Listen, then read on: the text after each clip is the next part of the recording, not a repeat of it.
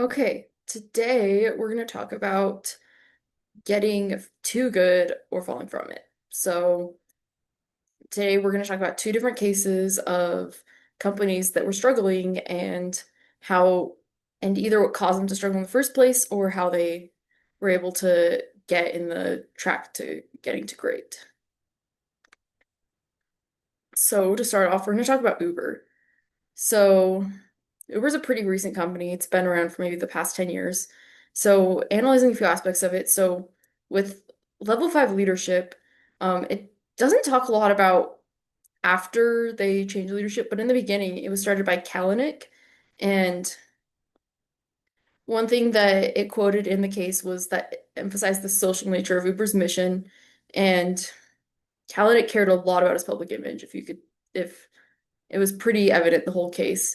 It talks about how whenever he was trying to solve problems, I mean, he wanted to solve the problem, but a lot of it was trying to find the most complicated way to solve it to make him look better.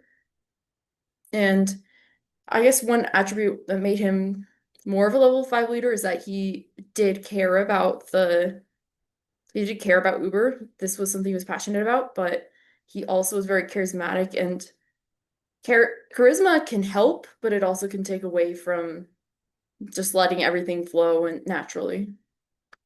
And he did eventually admit his wrong, and which is good. And he did eventually resign, which was very beneficial to this company since he had caused a lot of harm in the culture during his time as a CEO.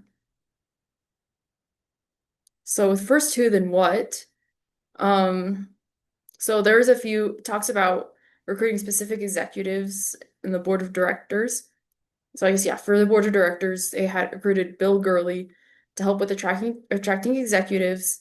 They they brought Bonderman to help with traveling expertise, and then a few red flags. There was an even number of high and low performers. And if you have the right people on the bus, there shouldn't be any low performers. And if you had lower view scores, you couldn't switch teams.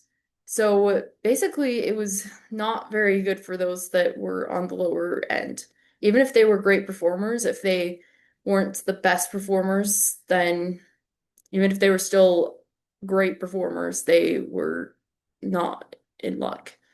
And the fact that you couldn't switch teams if you had lower view scores shows they didn't even care about putting you on the right team. They just wanted to punish you if you weren't doing what they thought you should be able to do.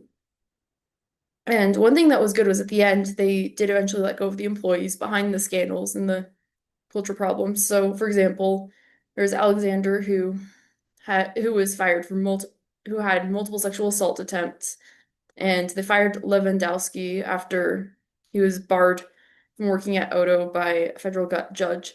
And so, with both of those cases, firing those people that were harmful to the company's environment helped to show that that was the kind of behavior that wasn't tolerated. So that kind of goes with the culture too, but kind of goes to show that they eventually did care about what kind of people they had working there. With confronting the brutal facts, there was a few issues. So they had problems with regulations for the drivers. They had the issue of whether they were contractors or employees.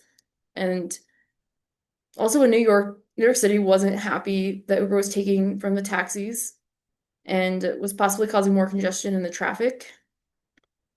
And then with the competition for the market share, with Uber China, they had competition with the one of the companies that was in China, and then they were competing against Lyft in the US, which they did eventually beat them out, but that was something that was a big it was a big issue for them.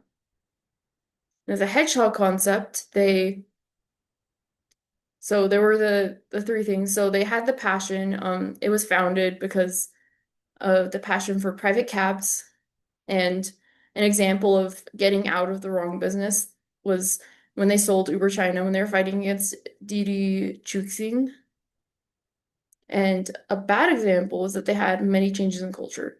So this kind of goes with the culture discipline and the flywheel and the doom loop, but the fact that they didn't have a central idea and something to work towards was a bad sign for a lot of things in the beginning.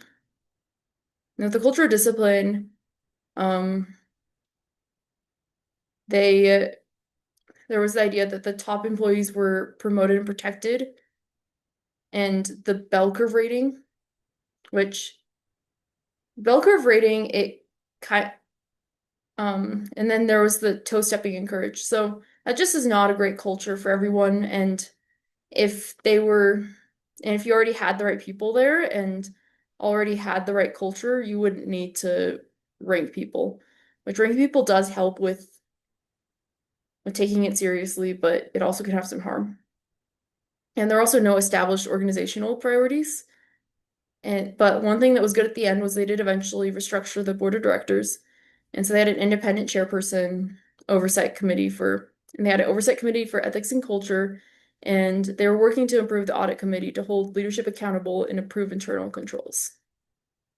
Because as they saw at the end, there was a lot of fraud that they noticed they had let go of when they let go of Kalanick.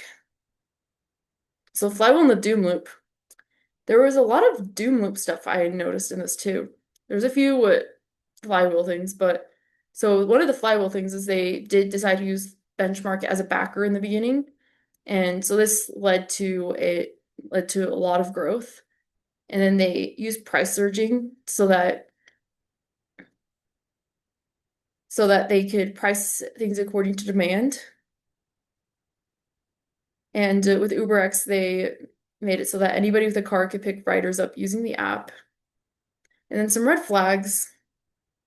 Some things that I noticed was in the case was that there were there was a lot of spending money in a not so wise fashion, and they were always just funding their expansion through investors.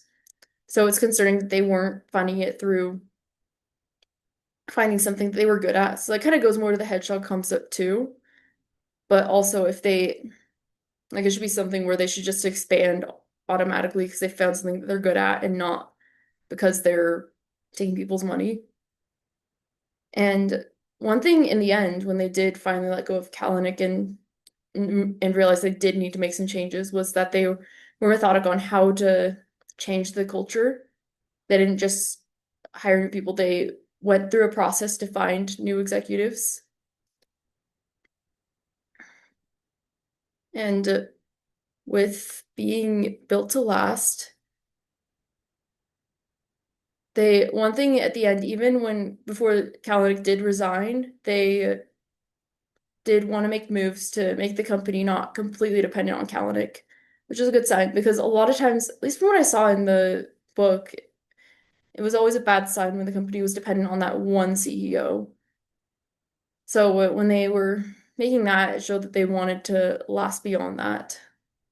And then Kalanick's resignation, I think that was another big thing because their reputation was not great. And if it had it attached their to that CEO, then it would have made it hard for investors to trust in the company and want to keep investing in it. So yeah, and then with Wells Fargo, so there's a few similarities with Uber. There was too much focus on the wrong things in the beginning. With Wells Fargo, they were trying to grow a lot too, and there was also a very toxic culture there. And there was also a lack of compliance in both of them. With the Wells Fargo, they weren't following the rules on the banking regulations and they were stretching the rules because they needed to meet certain numbers. And so some big red flags I saw with the Wells Fargo case is there was a high pressure to meet unrealistic goals. It says a few times in the case that the only way that people were able to meet those goals was by committing fraud. And one thing they did was they set up a bunch of fake customer accounts and bundled things that didn't need to be bundled. And there also was no effective way to speak up. It showed that there was a lot of retaliation if people did speak up about what was going on. It was very suspicious, but people were scared for their jobs. And again, the only way for them to keep their job it was bad because they had to commit fraud to keep their job, but they also would lose their job if they spoke up about not being comfortable with committing the fraud. And this shows that this is not a good example of a level 5 leader with the person that was in charge. And you just saw throughout, like they took forever to comply the with what the with what they were trying to get them to comply with the regulations. And you can just see they weren't working towards the right goal if they had to commit fraud to achieve that goal. And so a conclusion, there are a few conclusions I saw from both of the cases. So I noticed with Uber that when they went into trouble is when their main goal was growth. Growth is something you want, but that should not be your main underlying goal. If it is, then because that's something that's just not completely in your control. There are things you can do to cause growth, but just striving for growth itself is it's gonna cause another WorldCom or another Wells Fargo or another Uber. And another thing is that the headshot concept doesn't mean that you're just gonna have magical explosive growth.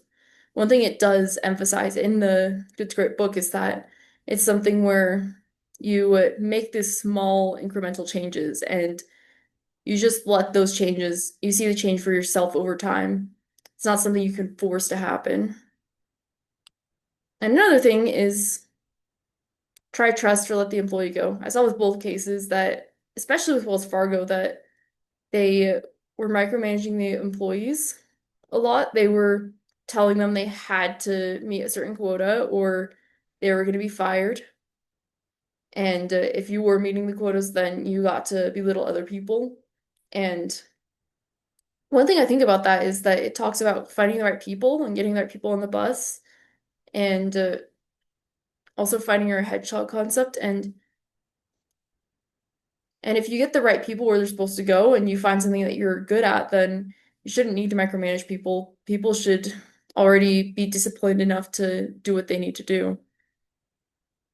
And then with confronting the brutal facts, there are some goals that just aren't realistic. The goal for Wells Fargo, every analyst said that their goal was unrealistic and unachievable, and they already were doing well, and they still felt like they needed to make an even crazier goal to do even better. And it is good to stretch yourself, as we saw in the Hinkle case, the first case we did.